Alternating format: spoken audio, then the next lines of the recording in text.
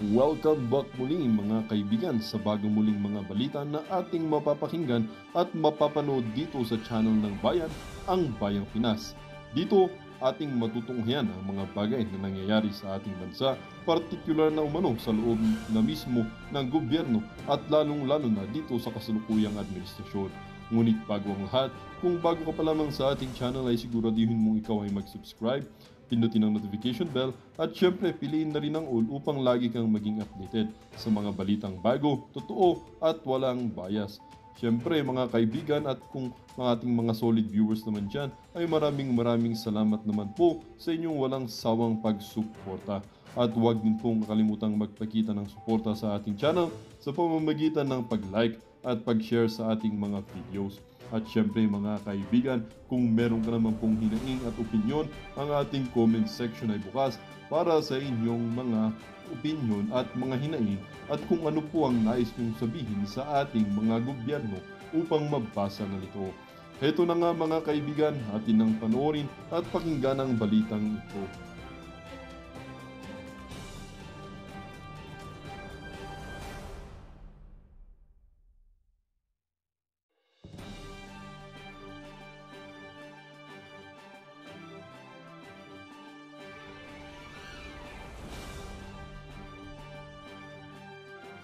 Dapat may responsibilidad ka, pinirmahan mo yan bilang representante ng taong bayan. Binoto ka bilang representante. Ibig sabihin, pipirma ka dyan bilang representante ng taong bayan na sinasabi mo, oh, tama. Tama yung pinag-usapang budget. Eh, hindi nga tama. Paano magiging tama kung blanco? Ay, gago talaga. Ibig sabihin, dapat managot ang mga senador at ang mga kongresista na pumirma ng blanco. Yan ang dapat kasuhan. Pangalawa, kung blanco yan, sinong gago ang nag-fill up noon bago during or before ma-print yung mismong act na, yung batas na. Kasi batas ang tawag dyan. Kaya nga sa Kamara dinidiscuss yan. General Appropriation Act, pirmado na yan. Pinrint na yan. Ibig sabihin, before the printing, may nag-edit. AI kaya yun? Ang tanong, pangatlong tanong. Ito pa matinding pangatlong tanong. Pangatlong tanong. Meron kayang kinalaman yung pagkasibak di umano ni Zaldico o yung pag-declare ng vacant ni Sandro Marcos sa Komite ng Appropriation? Meron kayang kinalaman yun kung bakit nawala siya? Kasi dahil sa nangyari dito, sa budget na ito, na maari, di ko sinasabing ito, ang nangyari. Maaari na na-discover nila yan. Bakit blanco yan? Sinong gumawa niyan? O di kaya, baka na-discover nila na, uy, blanco lang yan, ba't nyo nilagyan? Sino naglagay dyan? Actually, maraming kwento dyan. Una, yung kwentong sinasabi ni Boss Dada na nakuha lang, hindi ko nasasabihin kung saan niya nasagap yung balita na yun, pero bandang south yun eh. Nasagap niyang balita na nagalit daw ang Malacanang sa Kamara, particular na kay Speaker at kay Zaldico ang Malacanang, kaya sinibak si Zaldico. Ngayon, ang siste, ayaw daw pumayag ni Speaker. Yun ang kwento. Di umano. Alleged lang, ano po ito, kwento-kwento lang. Galing sa South. Di natin papangalanan kung kanino galing. Pero kinuwento ni Boss Dada. Tapos, galit na galit daw si Speaker, pero walang nagawa. Bakit? Sino ba nag-declare na vacant ang seat? Ibig sabihin, di ba? Naalala nyo, didiscuss natin. When you say vacant ang seat, is parang finire mo na yung tao. Sino ba nag-declare niyan? Walang iba kung hindi anak ng presidente. nag-away daw. Nagkaroon daw ng hindi magandang ano. Dahil nga, dito sa budget na ito. Kasi tila napuputukan ng presidente sa ginagawa ni Speaker. Naku po, patay tayo dyan. Ngayon, may balita pa. Abangan natin, di natin alam. May tinopak daw. Di natin alam kung sino yun. Sabi, palitan na yung speaker na yan. Ang ipalit si Sandro. Meron daw na ganun. Pero may mga tumutol kasi parang sabi, bata pa yan, hindi pa pwede maging speaker. Hindi, gusto ko yan. Ganun na, kwento-kwentuhan lang naman. Unang teorya yan. Pangalawang teorya, nagkaroon daw ng lamangan. Yan na. Unggoy-ungguyan pagdating sa budget.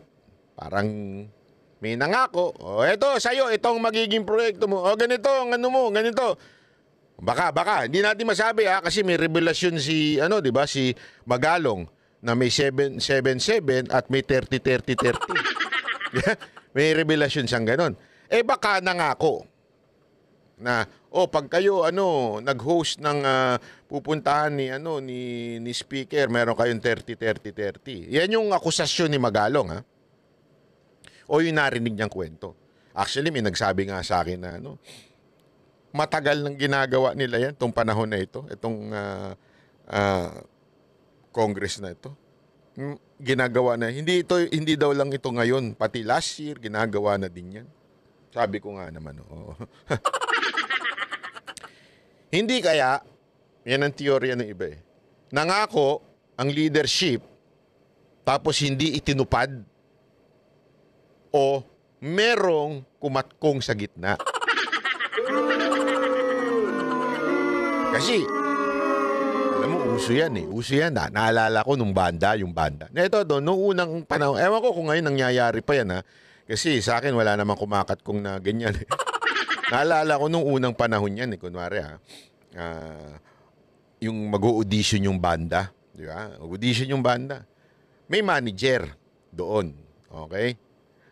Merong entertainment manager. Magkaiba pa yun. Entertainment manager at saka yung manager mismo ng bar.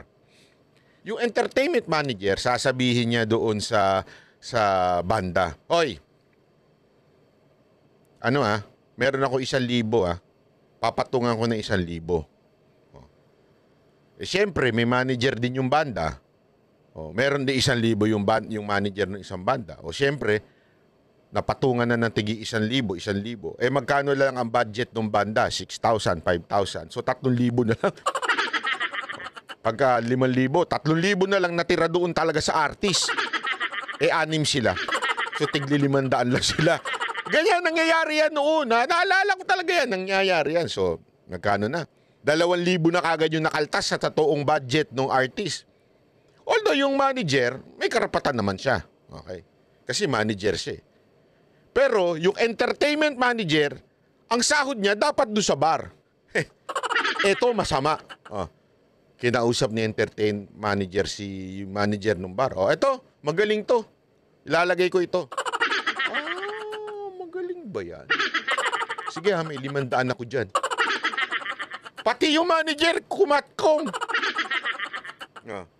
So, magkano na natira doon sa pobreng artist? 2,500 na lang.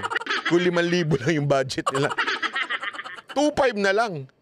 Kinatkong na yung 2,500. Nabisto nung banda. Yung singer nung banda. Hindi istorya to, hayop pa. Yung singer ng banda, sexy, maganda, mabango. Batang-bata. Kursunada nung may-ari nung bar. Patay tayo dyan. So sabi niya, gusto ko yung banda nyo bibigyan ko kayo ng pwesto dito. Araw-araw kayo. Para araw-araw kitang makakita at makakasama. Sabi niya siyempre yung singer ng banda nagalit. Kayo may nagtatrabaho dito, itong mga entertainment manager, tsaka itong manager ng bar. Kinakatkong pa kami. Sumbong ko nga doon sa may-ari. Lakas ako doon sa may-ari. Kursunada ako nung may-ari. Sinumbong ngayon nung senior na babaeng sexing mabangot. Press na press doon sa may-ari ng bar. At sabi nung may-ari ng bar, ganun ba? Hindi mo natatanggap yung buong budget? O iha, ako na lang magbigay sa'yo ng budget. Di ba lang ganun. Ibang istorya yun. Iba yun. Sa ano yun? Sa tik-tik yun na istorya. Sabi niya, ganun ba? Kumakatkong yung manager ko tsaka yung aking entertainment manager. Sibakin natin yan. Ay! Ganun daw ang nangyari. Di umano. Ha? Diyan sa kamera. Nagkakaroon daw ng katkungan. Hindi ko na lang sasabihin kung sino. Wala akong papangalanan kung sino yung kumakatkong.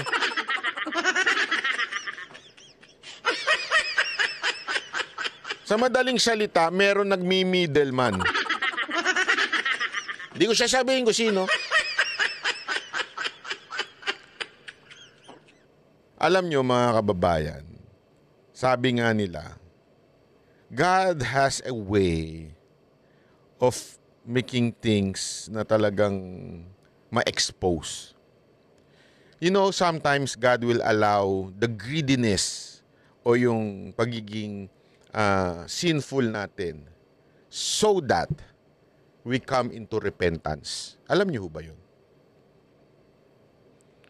Nasa ano yan? Nangyari yan sa Old Testament, dun sa Pharaoh, di ba?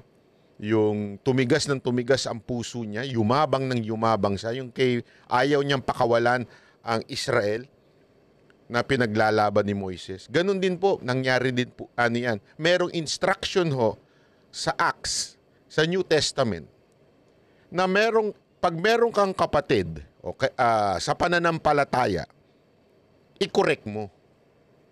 Pag ayaw niya magpa-correct, dalhin mo sa mas mataas sa loob ng iglesia para kausapin. Ipa-correct mo. Kung ayaw niya pa rin mag-repent, alam mo sabi ng Biblia? Ibigay mo kay Satanas. Ang tindi nun, mga kababayan. Bakit? Hindi dahil sa hindi mahal ng Panginoon yung tao. Anong ibig sabihin nun? Dahil, kanyo, para yung tao tumodo dun sa kasalanan niya, at pag tumodo siya dun sa kasalanan niya, babagsak at babagsak siya. He will suffer. You know why? Kasi hindi naman intensyon ng demonyo o ni Satanas na pagandahin ang buhay ng tao. 'Di ba? Sabi nga, 'di ba, the thief comes to kill, steal, and destroy you.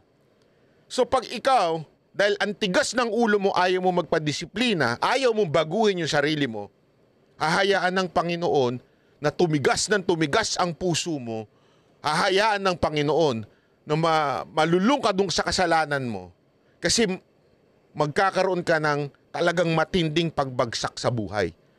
And that, sabi ng Diyos sa New Testament, will lead into repentance. Para magsisi siya pag na-realize niya na pabagsak na siya ng pabagsak. That is God's way para mag-repent ang isang tao. Meron pong ganoon ang paraan ang Panginoon. Minsan nagtataka ho tayo, hindi ho ito being religious or whatsoever. Nagtataka tayo, Lord, bakit ang bayan namin pabagsak ng pabagsak ng pabagsak? Wala ba kayong pakialam sa amin? Hahayaan nyo na lang po ba kami na nakawin ng mga politiko ang pera ng bayan namin? Hindi ho natutulog ang Diyos. He is giving a chance dito sa mga politician na magbago. Pag ayaw nila magbago, magiging greedy sila, sila mag-aaway. Sila maglolokohan. And that will reveal sa taong bayan. Ganyan ngayon ang nangyayari. Mantakin mo, etong kalokohan na nangyayari, lumabas ngayon na wala palang kwenta ang lahat ng budget deliberation na ginagawa ng Senado at budget deliberation na ginagawa ng Kamara. Bakit? Pagdating naman pala sa BICAM, blanco rin pala. Di ba gago lang? Mantakin mo, nag-aksaya ng panahon ang ating bansa. Kasi alam nyo, naranasan po namin yan taon-taon. 6 na taon. Naranasan po ng opisina ni Moca na iniipit siya ng mga departamento, pinapasibak siya kay Secretary Martin at kay Pangulong Duterte. Tanggalin nyo na si Moca or hindi namin i-approve yung budget ng BCOO. Ganyan ho sila mga ka-animal, yung mga congressman na yan. Pinangungunahan itong mga makakaliwang grupo. Sila ho ang gumanyan kay Moca nun. Paulit-ulit nilang ginanyan. Gago ho yan. Sa madaling salita, naranasan po namin yan. Antinding deliberasyon ng budget. Mantakin mo, napupuyat, inaabot hanggang umaga, ginagastos ang pera ng taong bayan, nagde-deliberate. De-deliberate sa Senate, deliberate sa House. Pagdating sa BICAM, babaguhin din.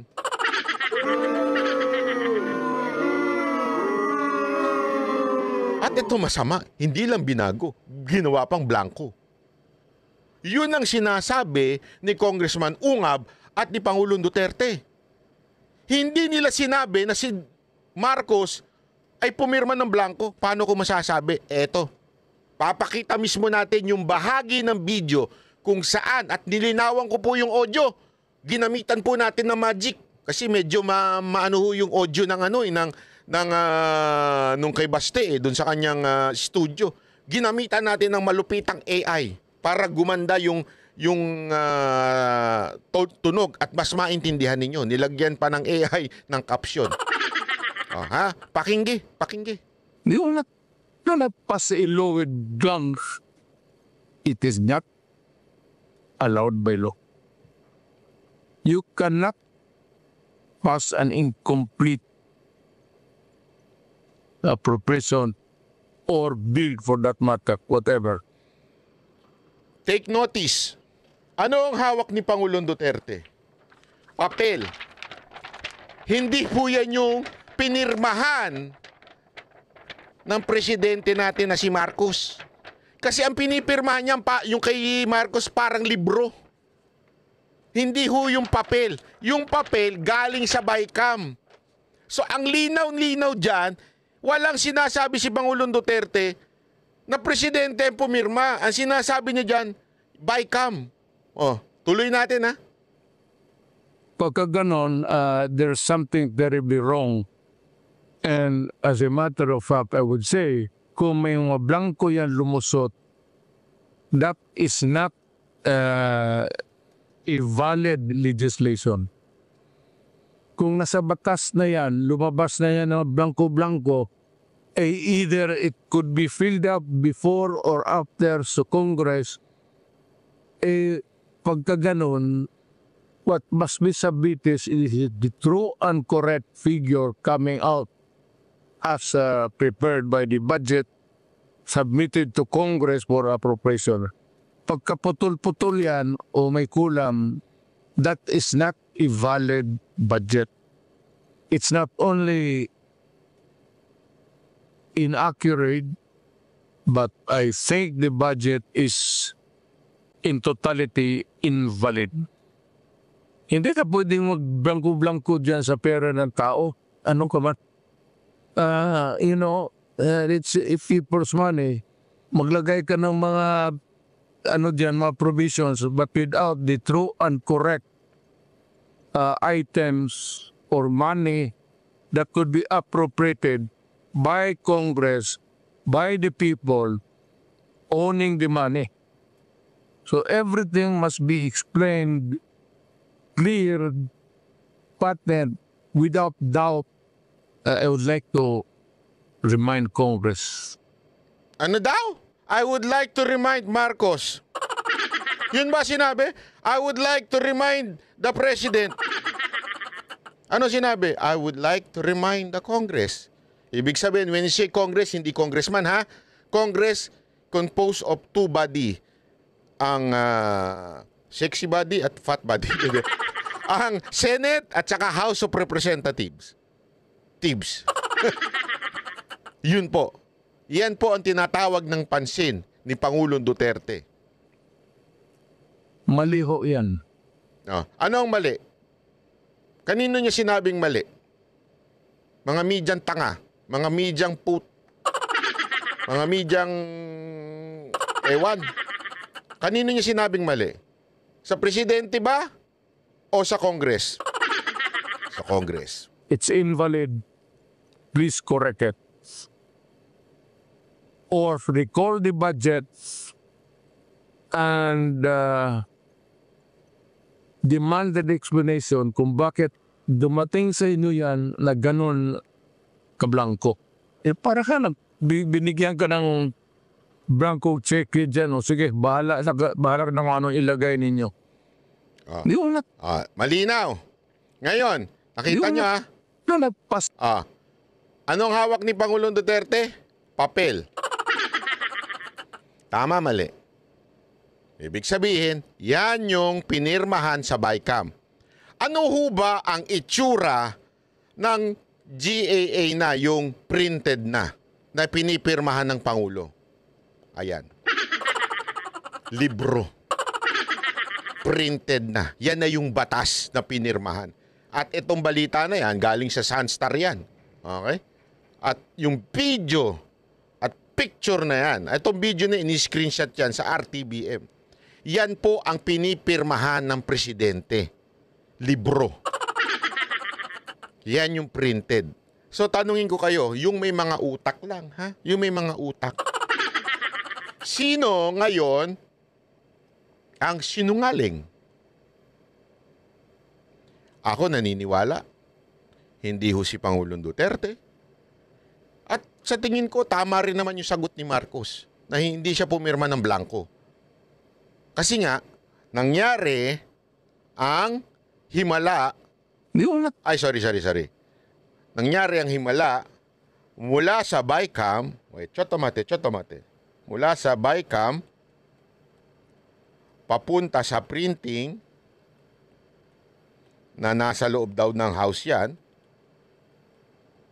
Correct me if I'm wrong, pero yan ang sabi sa akin ng source nating congressman, bago pumunta sa presidente para pirmahan. Pangit na sulat mo, banat pa. Buti na lang may computer na ngayon. Nagagets nyo? Yan daw ang siste. Yan po ang siste ngayon. So, dito nanggagaling, nandito ang himala. Malinaw pa sa malinaw.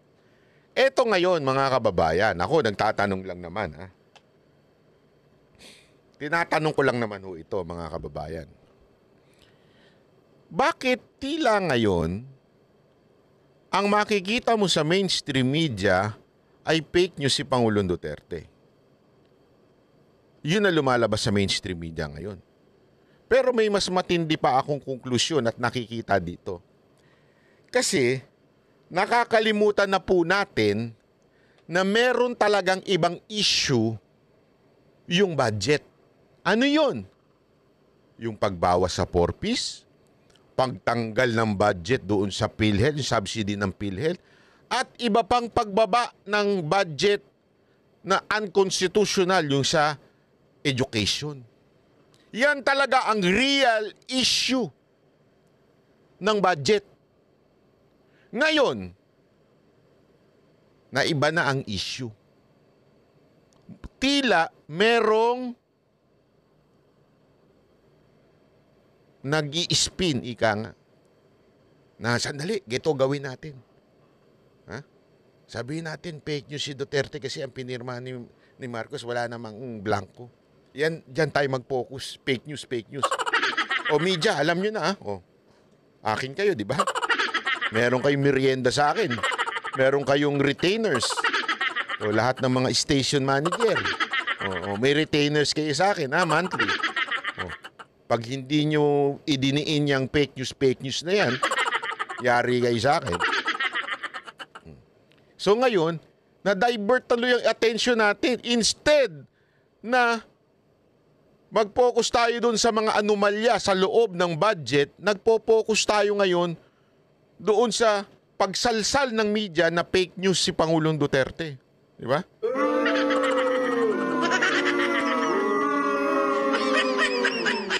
Ganyan po nila ini-spin yung issue. Kasi alam nyo mga kababayan, hindi na natin ito made-deny na mayroong nangyaring sibakan, na may nangyaring unconstitutional dyan sa budget, na may nangyaring kung ano-anong pagbabawas sa budget, program, kung ano-anong nawala na yung usapin doon. Ano na usapin ngayon? Hindi blanco yan. Fake news si Duterte. Oh. Ganyan ho sila kagago. Tapos, alam naman natin, kinakasangkapan ng ilang mainstream media.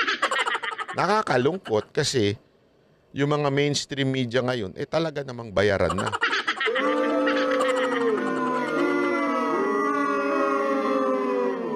Kaya alam nyo mga kababayan, maniwala kayo sa hindi. Napakagaling ng kanilang PR kasi alam mo, tandaan ninyo, nanggaling tayo sa issue ng impeachment. Tablado sila doon. Ano ibig sabihin ng tablado? Nagalit ang taong bayan. Di ba? Nagalit ang kita nyo naman yung rally ng INC. Ayaw nila sa impeachment. Wag na tayong paligoy-ligoy. Sino nang papagulo? Ang Kamara, ang House of Representatives. Sinubukan nila mag-rally din para silang tanga. Mantakin mo, nag-rally sila. Hindi napuno yung mismong espasyo dun sa EDSA para rirally pa sila. Akala nila matatapatan nila Iglesia ni Cristo. Mukha silang tanga ngayon. Tapos, para ma-divert na hindi sila umatras. Kasi anong nangyari ngayon, umatras na sila sa impeachment. Umatras or idinidelay nila after the election na. Kasi nakita nila hagupis ng taong bayan. Partikular na ang Iglesia ni Cristo. Nakita nila yon. So, para hindi masyado madiin na tayo ay nagmukhang tanga, sabi ng mga congressman, kasi pautot-utot pa tayo ng kung ano-anong hearing, yung pala wala rin patutunguhan. Kasi yari tayo, alagalit ang taong bayan. Dito na ngayon, sa budget. Isa pang problema na kailangan nila masolusyonan sa pamamagitan ng propaganda. Paano yun? Ideklara nating fake news si Pangulong Duterte. Tingnan nyo sa mga susunod na araw. Mga susunod na araw, sigurado ako sasabihin nila, kasuhan niya si Duterte. Na nagpapakalat ng fake news. Oo, alam natin hindi mananalo. Alam mo, yung mga nagkakaso-kaso, ako, na-immune na ako dyan. Sanay na ako dyan. Wala na akong pakialam dyan. Kasi alam ko naman, wala silang maikakasong tama. Yung mga libel, yung mga ganyan. Pampagulo lang yan. Ganyan din yung mga kaso na isinasampa kay Pangulong Duterte, yung disbarment case, parang tanga. Hindi naman nagpa-practice ng law si Pangulong Duterte porket sinabi lang niya na ako magka-counsel sa anak ko. Gago ba kayo? Hindi naman po, tatayo pa si Pangulong Duterte doon sa korte, sasabihin niya, i-cross-examine niya pa yung mga witness. Ang tanda-tanda na ni Pangulong Duterte, naging presidente na siya. Pag sinabi niya magka-counsel siya kay BP Sara Duterte, bilang anak, di ba? Papayuhan niya, kakausapin niya, at sama lamang, kukuha siya ng malupit na lawyer. Di ba? Yun ang ibig sabihin. Pero bakit dinisbar? Yung ibig sabihin, bakit pinapadisbar nitong ilang grupo? Propaganda. Publicity stunt. Simple lang. Etong mangyayari na naman na to, tingnan mo. Baka kasuhan ng fake news. Kasi tandaan ninyo, meron tayong batas laban sa fake news. It's a criminal act. May kulong yan. So baka kasuhan na naman nila. Pero alam naman nilang hindi mananalo kasi ang klaro na sinabi ni Pangulong Duterte, House of Representatives ang kausap niya, hindi ang presidente ng Pilipinas. tanga-tanga lang yung media at saka siguro bayad kasi yung media. Kaya ang tanong, hindi ko alam kung sino yung nagtanong, hindi natin alam. Hindi ko sinasabing GMA kasi GMA, ibang other news, yun din ang ibinalita. Pero hindi naman natin alam